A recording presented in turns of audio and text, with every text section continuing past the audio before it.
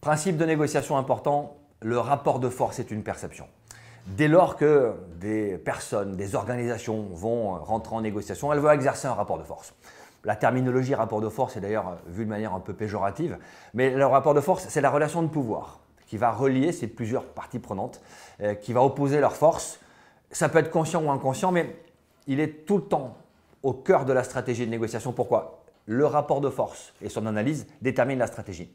Avec un rapport de force majeur, favorable pour nous, on peut se permettre une négociation compétitive, essayer de gagner plus que l'autre, même si ce n'est pas la stratégie que je préfère. On peut être dans une logique d'essayer de gagner toujours plus parce que j'ai les moyens, j'ai le rapport de force pour le faire.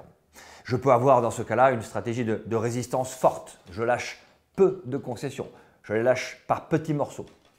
Un rapport de force faible, déséquilibré en notre défaveur, va nous pousser à essayer de chercher une coopération.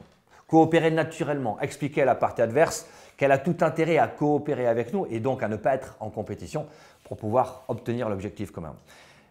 Cette notion de rapport de force, elle est importante parce qu'elle est souvent biaisée. C'est une perception.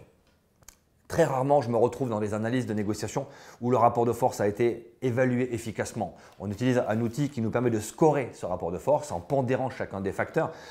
Le résultat qu'on obtient est rarement celui qui avait été envisagé par les gens que nous accompagnons. Pourquoi? On a souvent des facteurs minorants, on se voit plus petit que ce qu'on est.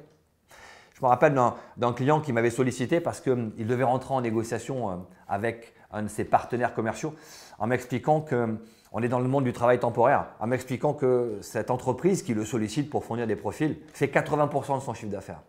Et donc avec quelqu'un qui fait 80% de votre chiffre d'affaires, le rapport de force est forcément déséquilibré. Et il partait avec une idée qu'il allait perdre quelque chose, qu'il allait à la casse. Et on essayait de sauver les meubles.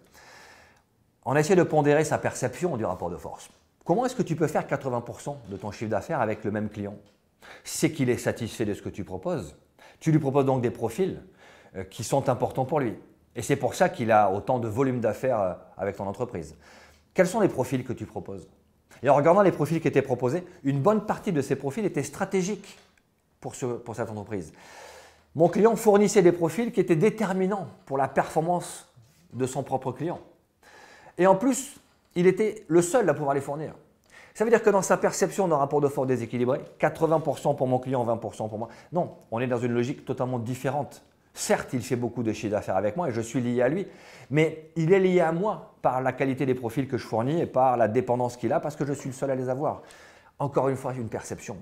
Gardez en tête que ce rapport de force qui va être déterminant pour votre stratégie et l'organisation derrière de la conduite de la négociation, on a souvent tendance à le voir de manière biaisée, à se voir souvent plus petit que ce qu'on est vraiment. Essayons de le rationaliser. Ça nous permettra de minorer une perception négative et d'avoir une vision juste de l'équilibre des forces dans la négociation.